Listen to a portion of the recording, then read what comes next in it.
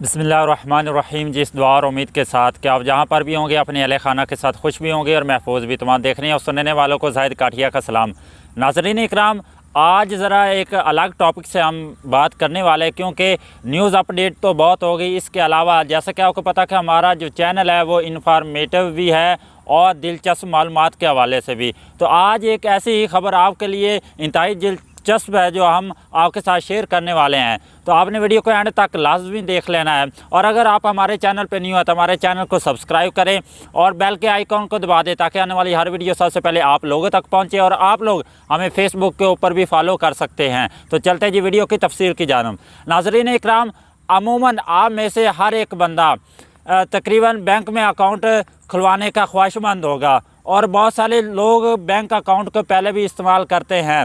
और इसके साथ साथ एटीएम मशीन जो है उसके ज़रिए तो रकम ज़रूर निकलवाते होंगे। लेकिन कभी आपके जहन में ये ख्याल आया होगा कि यार कभी मैं पैसे इंटर करूँ और मतलूबा रकम से ज़्यादा रकम मेरे पास आ जाए, यानी कि अगर मैं थोड़े पैसे इंटर करता हूँ तो ज़्यादा मेरे पास आ जाएं, या ऐसे आपके एक ख़्याल या तसव्वुर होता होगा। लेकिन अभी जो आपके साथ वीडियो शेयर करने वाले हैं, जो बात शेयर करने वाले हैं, वो बिल्कुल हकीकत पे मबनी है। जी हाँ, भारत से ये खबर है जहाँ पर एक बैंक सारिफ है जिसने एटीएम मशीन से 500 रुपये निकलवाए, लेकिन एक तकनीकी ख़राबी की वजह से उस मशीन ने बजाय 500 के उसने 2500 रुपये निकाल कर उसको दे दिया। जब सारिफ ने 2500 रुपये गिने तो वह हैरान हो गया कि उसकी मतलूबा रकम से 5 गुना ज़्यादा एटीएम मशीन दे रही है रकम। तो उसने दोबारा फिर कार्ड इंटर किया और 500 रुपया मज़ीद निकाला। तो इस तरह से फिर नेक्स्ट टाइम उसी प्रोसेस को मशीन ने लागू किया और